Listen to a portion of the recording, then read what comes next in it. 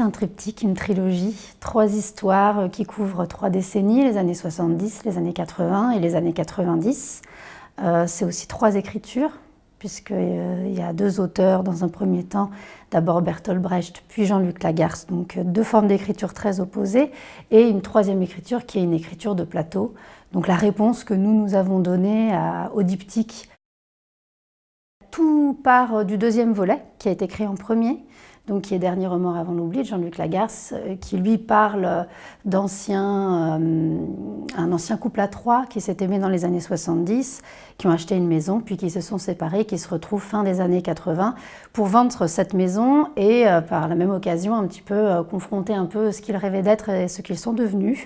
Et j'ai voulu y accoler comme une genèse, de dire mais tiens, si on fantasmait un peu le mariage de cette époque-là, prenons La Noce de Brecht qui faisait un plan séquence avec beaucoup d'acteurs sur le plateau, ce que je cherchais.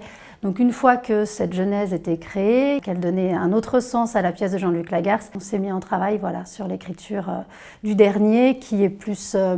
nos héros ont vieilli, ils ont 40 ans et ils ont à leur tour des enfants qui ont 20 ans, comme l'âge de nos héros de La Noce. Donc c'était aussi faire une rencontre entre les 20 ans de la Genèse et les 20 ans de la génération suivante, celle des quarantenaires d'aujourd'hui et des parents d'aujourd'hui pour le coup.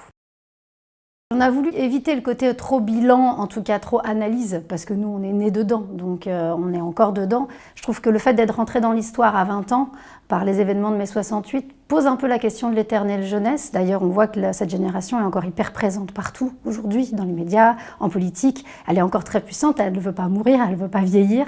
Et on voit même que c'est des nouveaux grands-parents qui sont très différents des grands-parents qu'on a eu nous. Et je pose la question un peu dans le spectacle, c'est est-ce que d'avoir eu des parents éternellement jeunes n'ont pas fait vieillir la génération d'après prématurément parce qu'elle se pose d'autres questions, parce qu'elle est dans une autre réalité politique, sociologique. C'est un constat que je fais. J'y porte beaucoup de tendresse parce que je pense que ça, voilà, c'est pas du tout quelque chose que je rejette. Et j'y porte un regard aussi critique. Et finalement, peut-être que le triptyque est assez noir, se finit là-dessus, mais ça reste romancé. Et j'ai voulu voir ça quand même comme une saga à travers 3 fictions.